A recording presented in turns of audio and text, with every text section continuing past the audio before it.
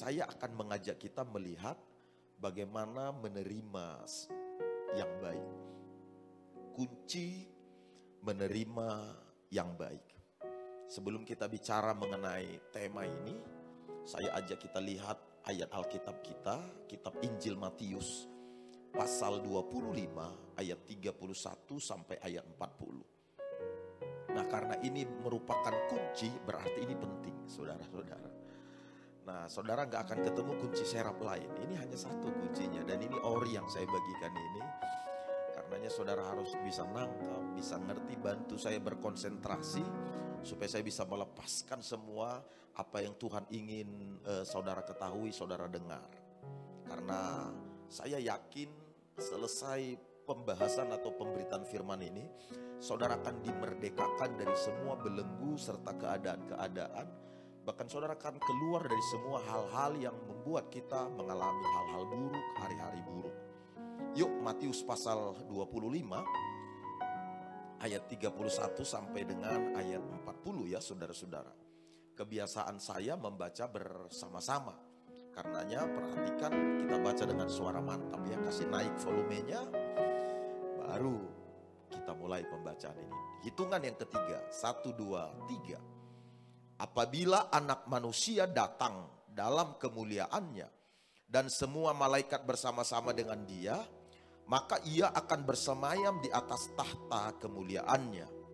Lalu semua bangsa akan dikumpulkan di hadapannya, dan ia akan memisahkan mereka seorang demi seorang, sama seperti gembala memisahkan domba dari kambing. Terus, dan ia akan menempatkan domba-domba di sebelah kanannya, dan kambing-kambing di sebelah kirinya.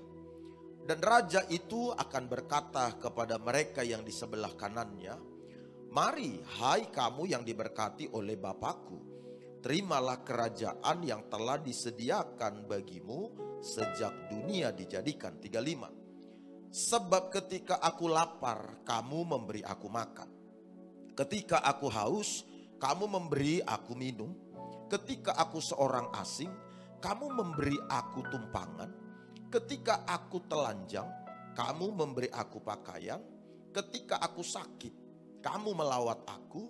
Ketika aku dalam penjara, kamu mengunjungi aku. 37. Maka orang-orang benar itu akan menjawab dia, katanya, "Tuhan, bila manakah kami melihat engkau lapar dan kami memberi engkau makan, atau haus dan kami memberi engkau minum? Bila manakah kami melihat engkau sebagai orang asing dan kami memberi engkau tumpangan, atau telanjang dan kami memberi engkau pakaian? Bila manakah kami melihat engkau sakit atau dalam penjara dan kami mengunjungi engkau?" 40 bersama. Dan raja itu akan menjawab mereka, "Aku berkata kepadamu, sesungguhnya segala sesuatu yang kamu lakukan untuk salah seorang dari saudaraku yang paling hina ini, kamu telah melakukannya untuk aku." Yang diberkati katakan amin. Ibu bapak saudara-saudara terkasih, dari beberapa ayat Alkitab yang kita baca barusan ini, saya mengajak kita sekalian memberikan fokus perhatian kita kepada apa yang dicatat di dalam ayat 32 sampai dengan ayat 33.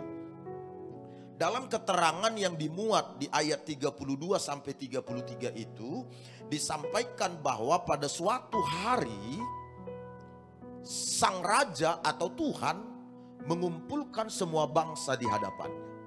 Semua suku, semua kaum dikumpulkan di hadapannya. Lalu kemudian bangsa-bangsa yang sudah dikumpulkannya ini disortir, dipisahkan seorang demi seorang.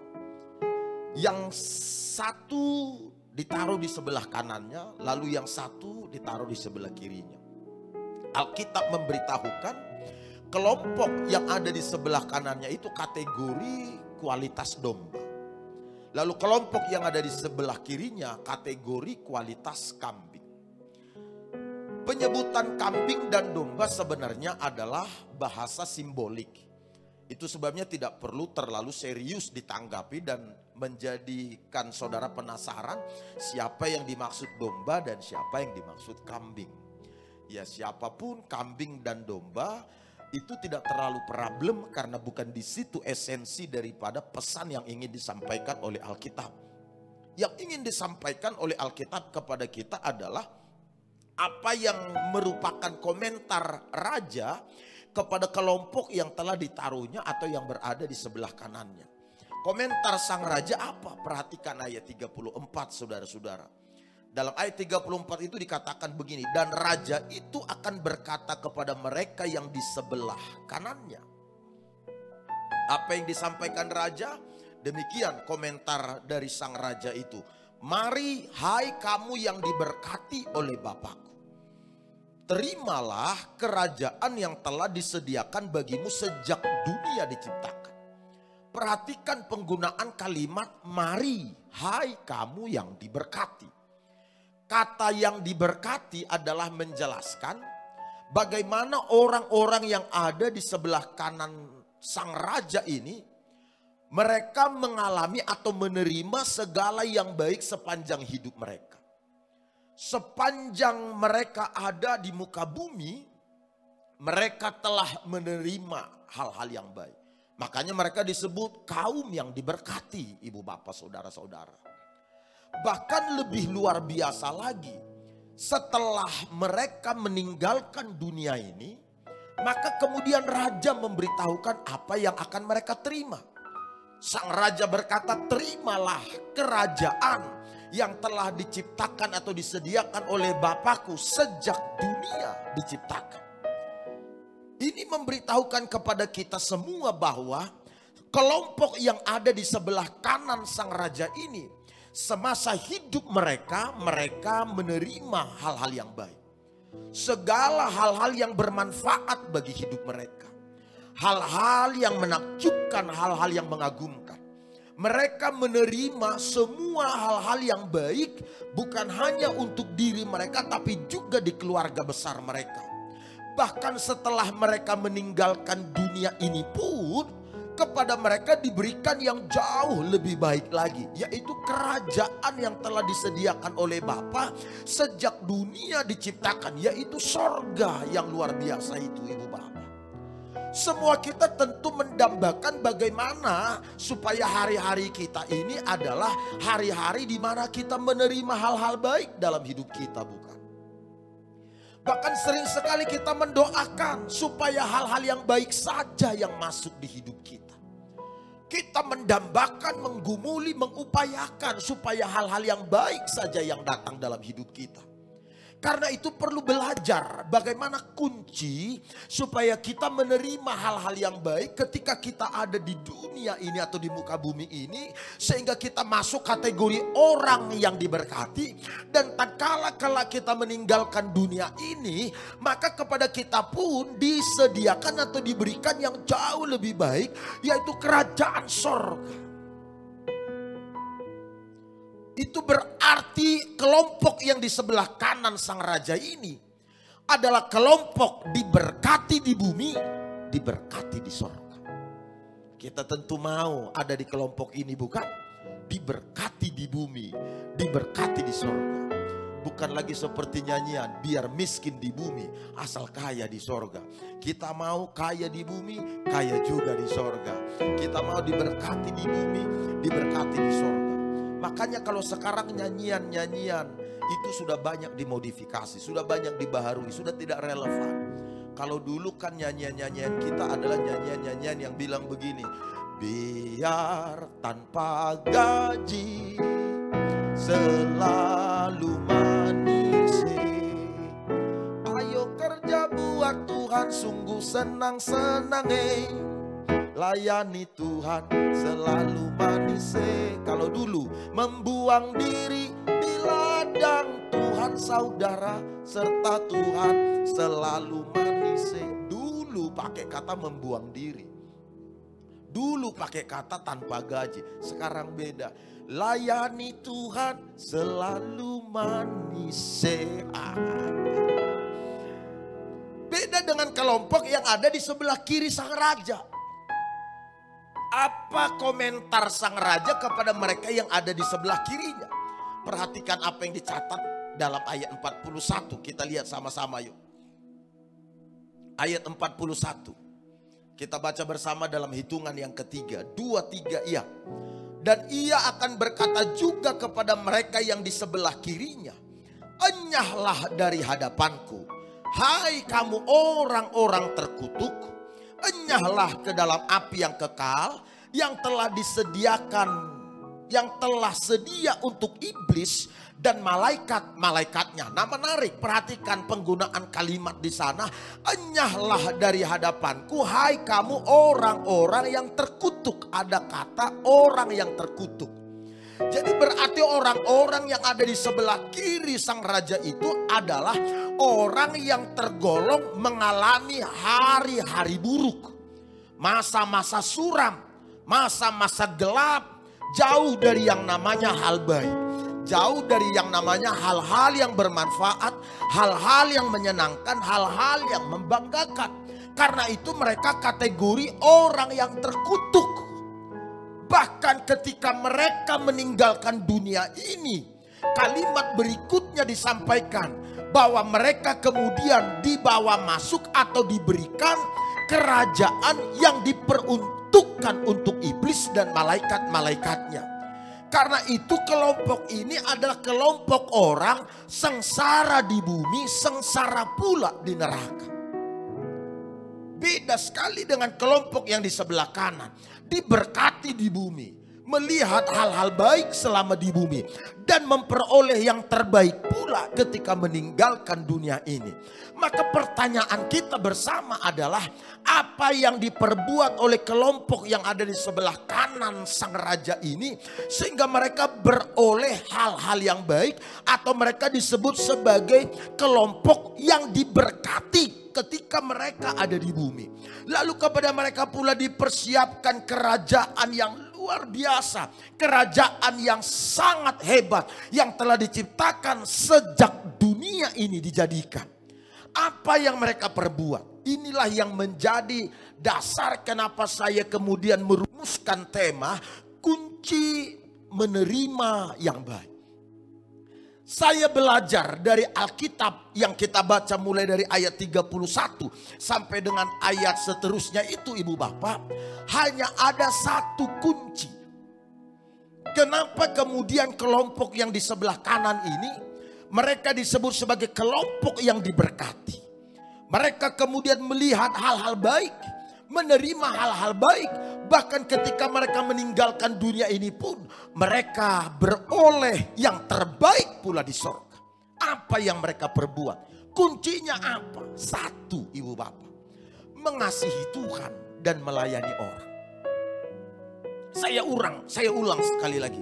Yang diperbuat oleh kelompok yang ada di sebelah kanan sang raja ini, sehingga mereka disebut sebagai orang yang diberkati.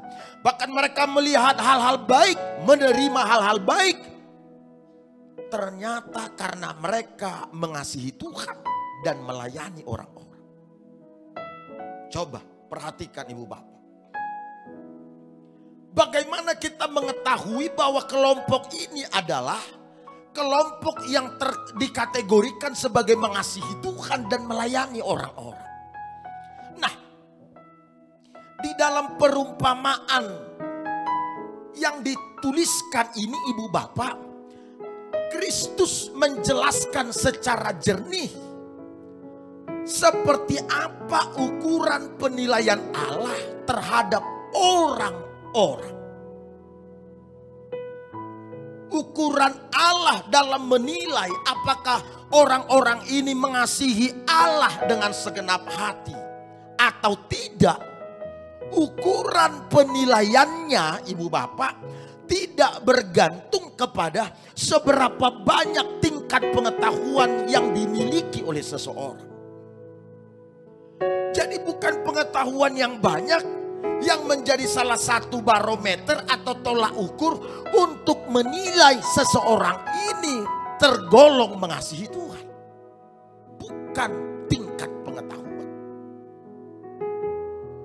Ukuran yang menjelaskan bahwa seseorang ini tergolong mengasihi Tuhan atau bukan, tidak pula terdapat kepada seberapa banyak prestasi, perolehan, atau hal-hal yang sudah mereka raih, seberapa masyhur nama mereka, bukan di situ ukurannya. Jangan sampai kita mengira hanya karena kita punya gelar akademisi yang sangat panjang mendampingi nama asli kita, bahkan lebih panjang daripada nama kita, lalu itu menjadi pemikiran bahwa kita ini adalah orang yang dikasihi Allah. Bukan. Hanya karena kita memiliki berbagai perolehan, punya nama yang masyhur, lantas kita mengira bahwa kita ini adalah orang yang mengasihi Allah.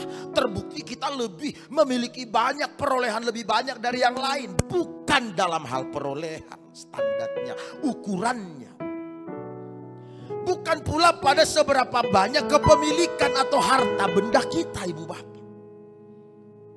Sekali lagi, jangan sampai terbangun di dalam pemikiran kita hanya karena kita memiliki perolehan atau harta yang banyak, penghasilan yang luar biasa menakjubkan, kemudian kita mengira atau menjadikan hal-hal ini menjadi indikator atau indikasi bahwa kita ini adalah orang yang mengasihi Tuhan. Bukan.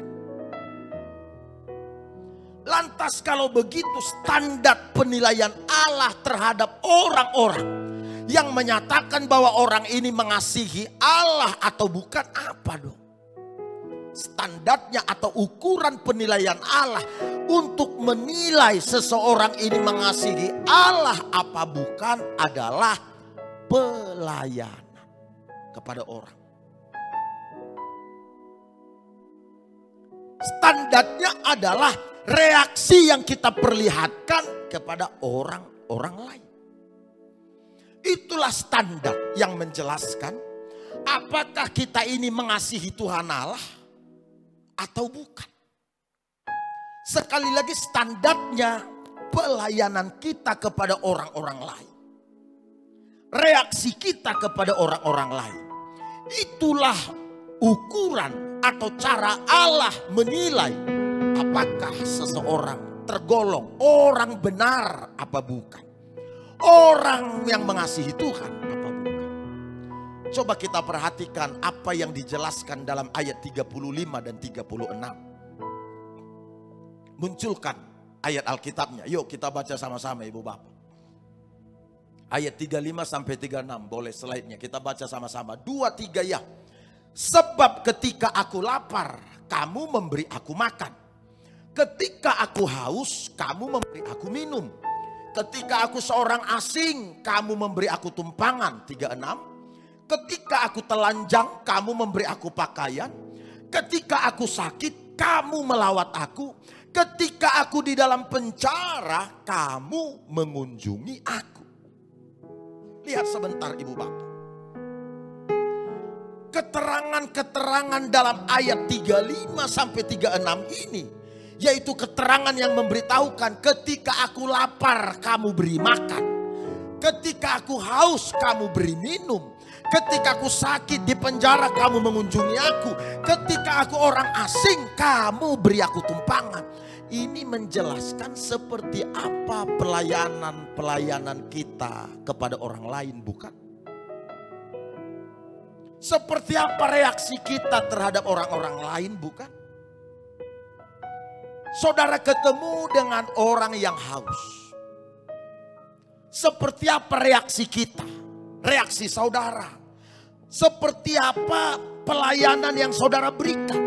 Apakah kita memberinya minum atau kita mengabaikannya?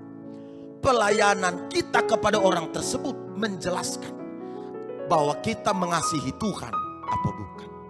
Kita sedang berbuat untuk Tuhan apa bukan. Saya sudah mengunci rapat-rapat minggu lalu bahwa kalimat yang berbunyi, mari kita melayani Tuhan. Sebenarnya Tuhan tidak pernah minta dilayani. Jauh di dalam hatinya Tuhan Allah.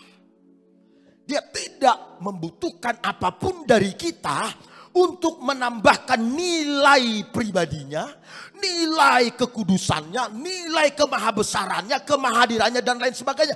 Tidak perlu ada apapun yang harus kita tambahkan sehingga dia menjadi Tuhan dan Raja atas segala raja. Tidak. Makanya dia ngomong soal pelayanan. Anak manusia datang bukan untuk dilayani, tapi untuk melayani. Dia kira-kira mau bilang begini, aku ini gak perlu dilayani sama kalian semua. Yang perlu dilayani itu adalah mereka yang miskin sana, orang yang hina sana, orang yang sengsara sana, orang yang menderita sana. Itu yang perlu dilayani, itulah diriku, kata Tuhan.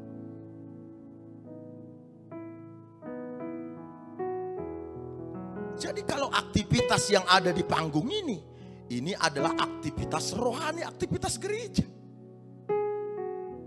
Bukan ini bentuk pelayanan itu. Kalau saudara bertanya, Tuhan apa yang harus kuperbuat untuk menyenangkanmu? Pertanyaan itu konyol. Berhenti bertanya seperti itu. Oke, kalau selama ini kita tidak paham, tidak tahu, gak apa-apa. Tapi sekarang jangan lagi. Supaya kelihatan kita rohani lalu kita berkata, Tuhan apa yang harus kuperbuat bagimu? Ayat 40 tadi ngomong apa ibu bapak? Baca sama-sama ayat 40 yuk. Boleh muncul 2, 3 ya. Mana belum. Ayo slide-nya. Ya 3 ya. Dan raja itu akan menjawab mereka. Aku berkata kepadamu, perhatikan. Sesungguhnya segala sesuatu yang kamu lakukan untuk salah seorang dari saudaraku yang paling hina ini, kamu telah melakukannya untuk orang hina itu kah? Apa untuk Tuhan? Untuk Tuhan. Jadi apa yang kita lakukan untuk orang hina itu bukan untuk dia. Itu untuk Tuhan. Standar sesuatu yang dilakukan untuk Tuhan itu standarnya adalah orang hina. Mohon maaf nih. Sekali lagi standarnya orang hina. Bukan orang kaya.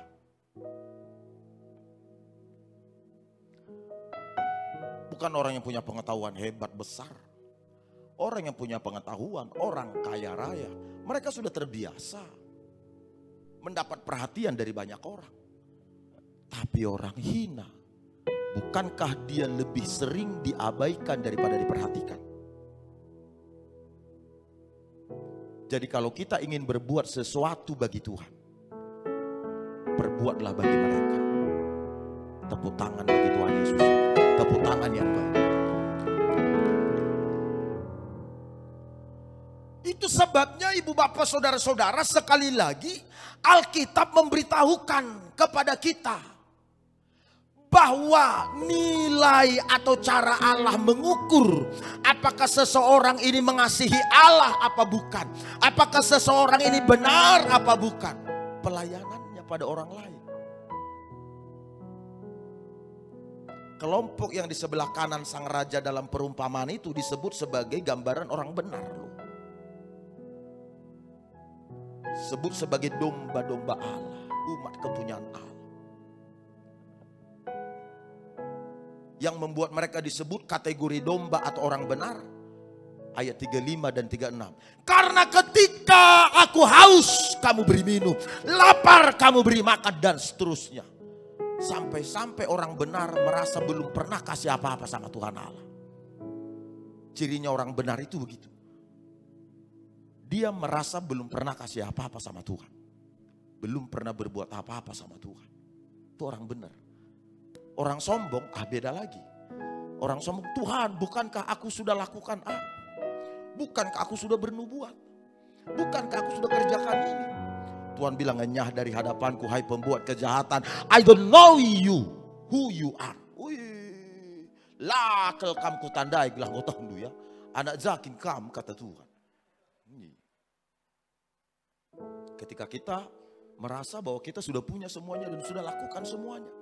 Orang benar itu, orang yang benar itu sekali lagi merasa belum melakukan apa-apa. Kalaupun dia tolong orang, dia lupa kalau dia udah tolong orang. Tidak dicatat di agendanya. Aku dulu kasih sekian, aku dulu bikin ini, aku dulu begini ini. Itu bukan orang benar. Kalau sudah kasih sama Tuhan, lupa lah. Itu sama Tuhan dikasih, lupa dong. Susah kita mengaminkan ini.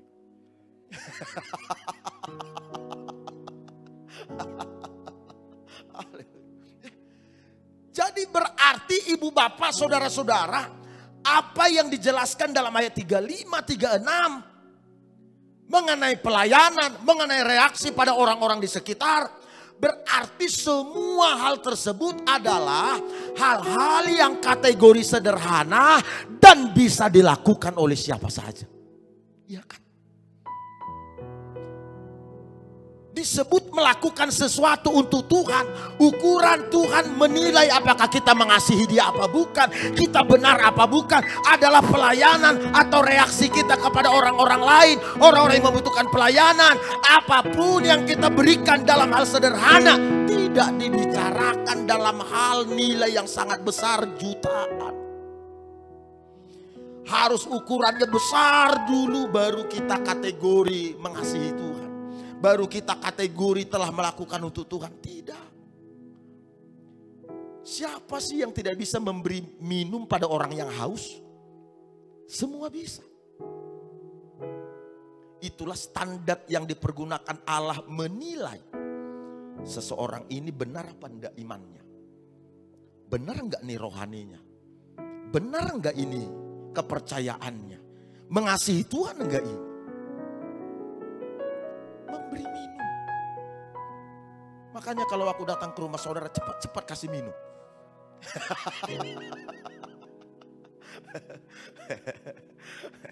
Lalu saya mendengar gerutuan, walau saudara nggak ngomong jelas. Di dalam hati saudara ngomong, Bapak sih nggak pernah datang. Bukan cuma minum air putih, aku kita kasih tua pun ada.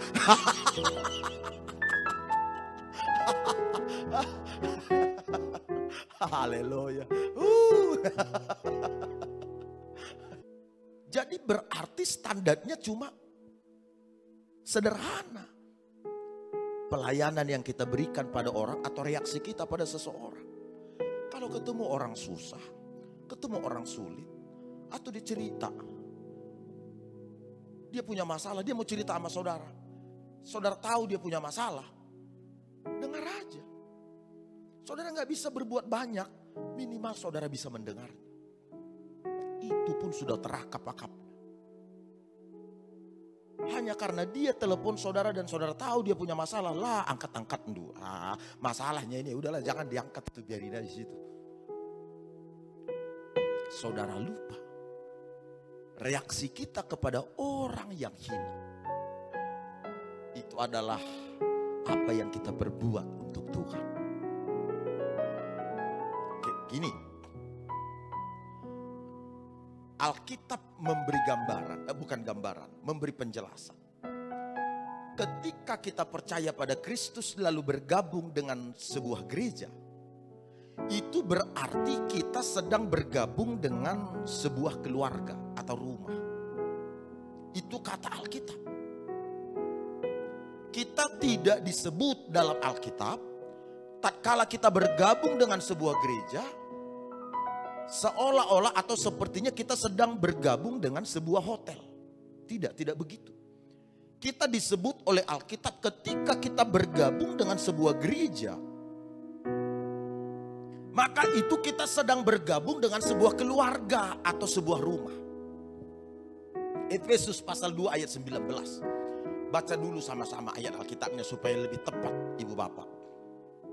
Kita baca sama-sama ya. Ini masih kaitannya dengan melayani tadi.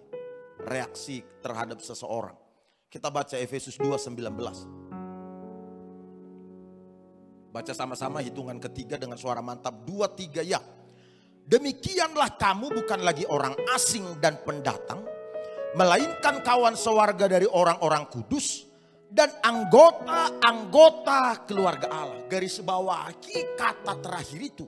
Dan anggota-anggota keluarga Allah.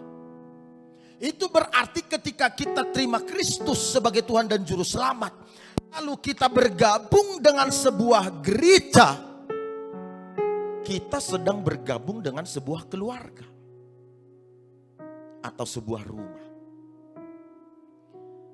Umumnya yang namanya anggota keluarga, setiap anggota keluarga menerima tanggung jawab untuk saling melayani.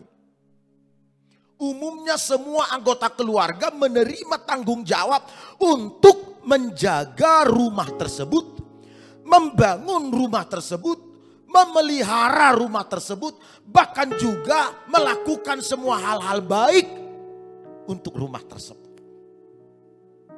Tidak ada peraturan di rumah, mungkin di rumah saudara pun tidak ada. Peraturan yang saudara buat di rumah itu adalah peraturan begini. Anak sintua, anak yang pertama tidak nyuci piring, tidak bersihin rumah, tidak ngapa-ngapain. Dia cukup duduk-duduk jadi mandor terhadap adik-adiknya. Gak ada peraturan itu, saya yakin gak ada kan. Lalu peraturannya anak sin tengah, setiap makan cuci piring, lalu cari nasi babi. Ku ingat aku ingat. Aku ini kan laki-laki tengah. Satu di atas yang tua, lalu adikku di bawah, laki-laki. Aku anak sin tengah. Pulang sekolah ya cari nasi babi. Babinya dikasih makan. Kita belum makan-makan.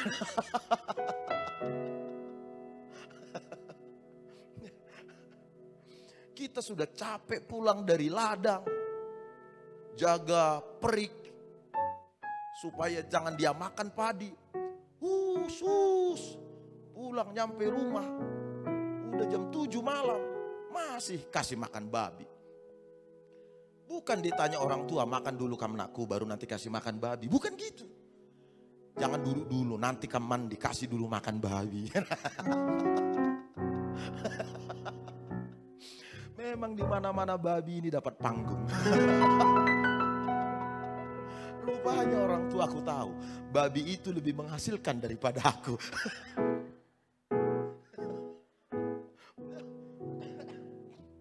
Begitu tuh. Suaminya pun pulang begitu dia. Mamaku dulu, nggak tahu mama saudara ya. Mamaku ini berupa seribu, memang cerewet minta ampun. Tapi dia udah di sorga. Mamaku itu pulang, bapakku pun. Udah kasih makan babi belum pak? Nantilah dulu babi itu, makan dulu kita. Jangan makan. Selesai dulu babi itu. Bapakku pun tak berdaya. Iya sayang.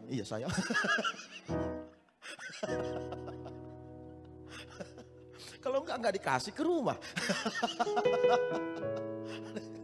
Jadi kadang-kala begitu pak. Aku ini pak, cuma enggak percaya. Aku ini di mimbar aja kelihatan gagah. Tangguh kelihatan di mimbar. Kalau sudah di rumah, ya mam. Habis kak, duduk. Ya sange saya. Lo kaki terkutik.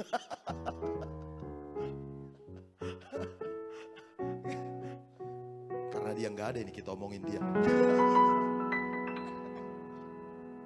Jadi itu hal sederhana yang bisa kita lakukan pada orang melayani kan.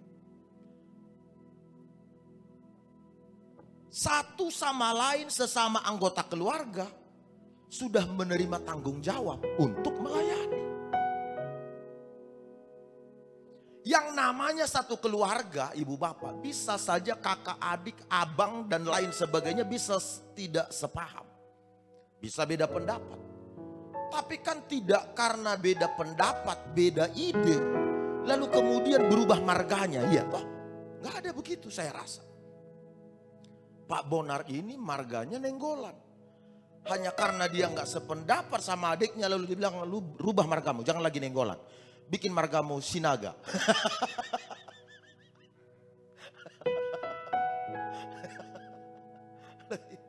Gak mungkin. Nanti Nanti jadi naga beneran bahaya.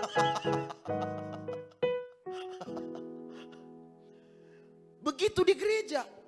Kalaupun kita sesama teman, sesama satu gereja, ada kalanya kita nggak sependapat, nggak sejalan idenya, nggak masalah lah. Nggak harus langsung berganti merek gereja. Bisa, nggak sependapat, nggak masalah. Karena kita satu keluarga. Mungkin lagi kurang sehat, dia begitulah pikiran kita menguatkan diri sendiri. Iya toh? Suasana begini harus terbangun pada diri kita. Ada kalanya kita ketemu teman baik, tapi tiba-tiba nyebelin gitu.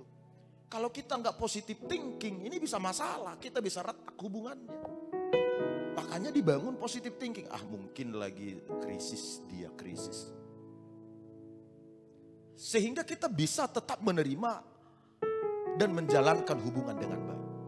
Nah, oleh karena sesama kita menerima tanggung jawab untuk memelihara rumah, menjaga rumah, membangun rumah, mengembangkan rumah.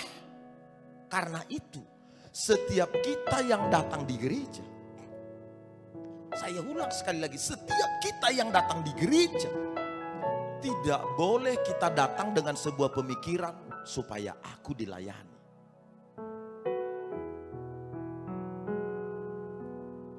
Pemikiran supaya kita dilayani itu berarti ketika kita jadi orang Kristen, kita mengira kita dihubungkan dengan sebuah hotel.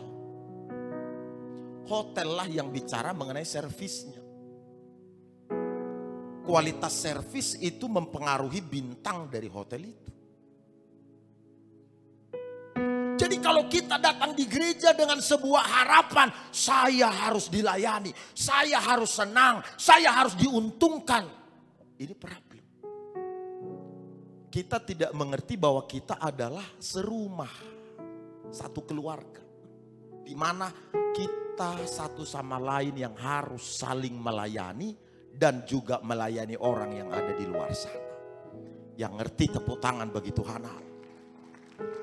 Jadi dihindari dari benak kita, ibu bapak berkata begini, kurang soraku tadi pujian penyembahannya itu, enggak ngangkat. Emang kemana harus diangkat? Enggak ngangkat. Ini orang-orang karismatik ini heran saya. Istilah-istilahnya ini kadang-kala bablas menurut saya. Nggak ilmiah. Kurang nendang tadi waktu penyembahan itu. Kalau mau ditendang ya ngomong, kita bisa.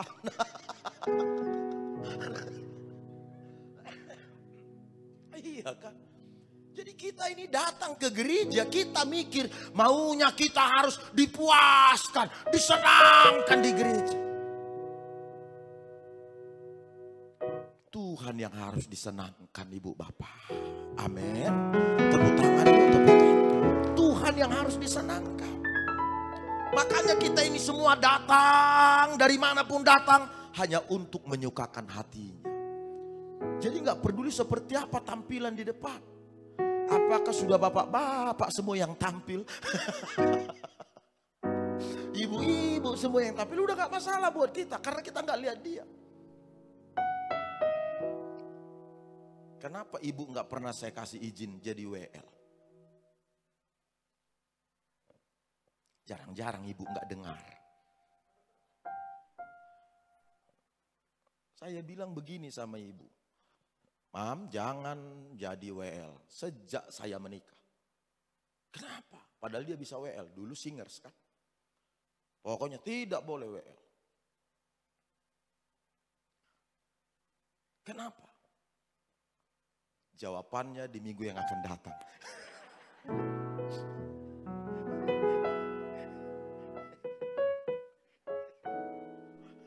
Roh Kudus beritahu aku jangan ngomong katanya. Soalnya ada David.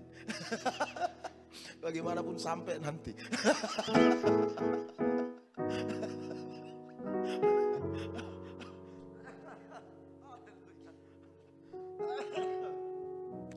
kalau sesi 3 ini, kalau nggak ketawa, nggak seru.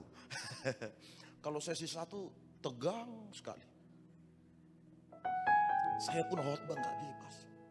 Mau keluar aja takut najis. Mau keluar dari mimbar. Takut dikira najis. Sesi 2 baru lebih fleksibel. Sesi 3 enak banget. Kulihatlah ketawa kan. Walau kadang-kadang nggak ngerti apa yang diketawa. Pokoknya kita bahagia dulu lah. Karena udah susah sekarang untuk menjadikan hati kita gembira. Susah. Makanya kalau saudara berhasil saya bikin ketawa, harus naik persembahannya. Karena nambah umur itu. Gembira saudara, nambah umur kan. Ya minimal naiklah persembahan. Kan ada formulirnya itu. Untuk kolekte sekian, ucapan syukur sekian. Nah, bikinlah karena sudah berhasil buat tertawa. Tambahkan poinnya. Goceng.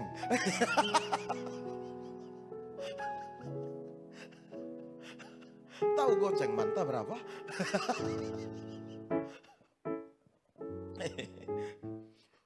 Ditawar. Bang, ke Tanjung Priuk berapa? Katanya naik beca orang Medan. Orang Medan kan udah biasa nawar. Kalau beli apapun pasti nawar. Termasuk di Indomaret. Di Indomaret pun nawar dia. Nggak bisa lagi diskon ini, Dek. Indomaret nawar dia. Kebiasaan bapak ini belanja di Sambo. Ke Tanjung Priuk berapa naik beca? Karena udah biasa nawar. Oh, Tanjung Priuk goceng katanya, bahasa Betawi. Bingung orang Medan, goceng itu berapa? Mau nanya berapa goceng, gengsi dia. Tapi dia harus nawar. Karena itu sudah budaya. Tapi dia pikir, apalah ku bilang menawar ya. Tiba-tiba ada ide. Berapa tadi bang? Goceng. Bisa galiong katanya.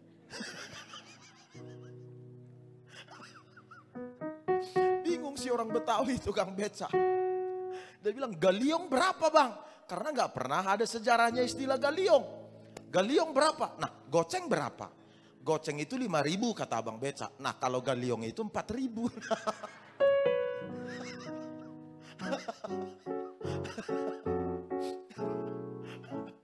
Kalau anak GB Lab Spring nawar boleh nggak? Boleh.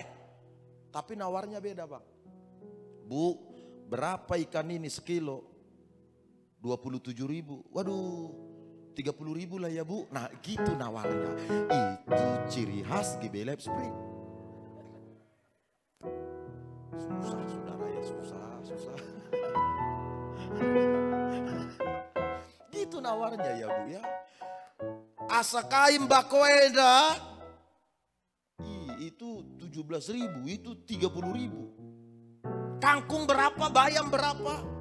Satu ikat 10.000, 20.000 lah ya. Nah itulah menawar yang benar. Kalau ini domba lah ini. Ini kualitas domba ini. Di sebelah kanan Allah ini. Orang yang diberkati. Doa berkat lah kita ya. Udah selesai waktunya, udah 7:30. Haleluya. Gak berasa padahal masih 1 slide. Jadi bagaimana lagi 1,5 jam lagi 1 slide berikut. Intinya adalah kita harus saling menolong, katakan apa. Itulah yang membuat kita akan beroleh hal-hal baik. Kalau saudara mau terima yang baik, mengasihi Tuhan segenap hati, kemudian melayani orang. Ramah, senyum, tetap tenang, jadi berkat bagi orang lain. Kita nyanyi sama-sama.